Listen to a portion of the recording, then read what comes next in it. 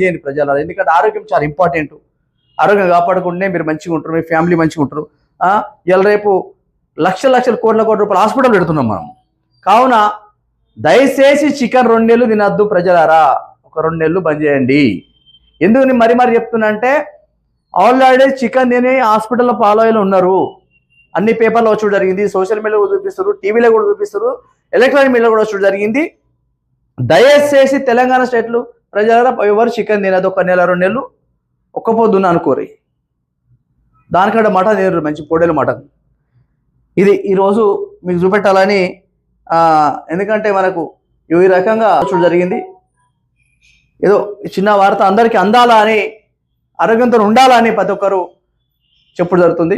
మా ఛానల్ని ప్రతి ఒక్క లైక్ షేర్ చేయండి. కేకేని తెలంగాణ. Thank you.